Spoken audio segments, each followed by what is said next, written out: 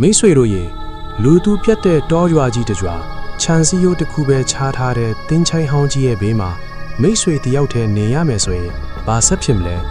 ဒီနေ့မှာတော့ကျောင်းဆရာတယောက်တကယ်ကြုံတွေ့ထဲရတဲ့ကြောချမ်းဖွယ်ဇာတ်လမ်းတစ်ခုကိုပြောပြပါမယ်ငယ်တဲ့ဆယ်စုနှစ်တစ်ခုကျော်ကကျွန်တော်သူငယ်ချင်းအောင်ကျော်ဟာနယ်မြို့လေးတစ်ခုမှာကျောင်းဆရာအသည့်အဖေတာဝန်ကျခဲ့ပါတယ်သူနေရတဲ့အိမ်က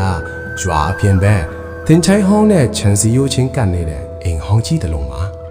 ပထမဆုံးညမှာတင်အောင်ကျော်ဟာအိမ်မပြောနိုင်ခဲ့ဘူး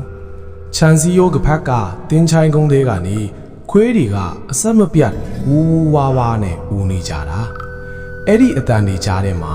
မိန်းကလေးတယောက်တခီးခီးနဲ့ရဲနေတန်ကိုပါကြားနေရတယ်လို့ပဲညတန်းကောင်တနာရီလောက်မှာအင်းရှိတကားကိုတယောက်ယောက်ကလာခောက်ပါတယ်ဆရာကြီးတကားဖွင့်မအောင်နဲ့အတန်ကတူးတူးလေးနဲ့အကွဲနေတယ်အောင်ကျော်ကရွာသားတယောက်ယောက်အကူကြီးလာတောင်းတယ်မလို့တကားနာကိုထွားကြည့်လိုက်တယ်တကားအကြောင်းကနေချောင်းကြည့်လိုက်တဲ့ခါမှာတော့အောင်ကျော်တကူလုံးတုံတက်သွားတယ်အပြင်မှာရက်နေတာကလူမဟုတ်ပဲအဖြူရောင်ဝတ်စုံနဲ့မိန်းကလေးတယောက်သူ့မျက်နှာကပြာနန်းနေပြီးမျက်လုံးနေရာမှာအပေါက်ကြီးနှစ်ပေါက်ပဲရှိနေတာပါ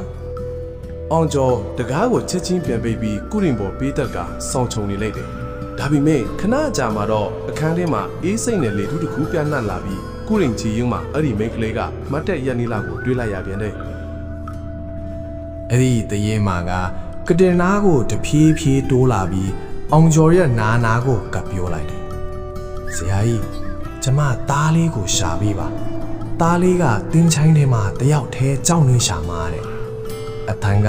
ရေခဲရုံးလိုအေးဆန်နေတာပဲ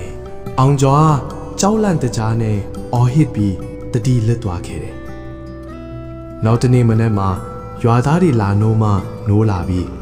ဖြစ်ချောင်းကုံစင်ကိုပြောပြတော့မှရွာသားတွေက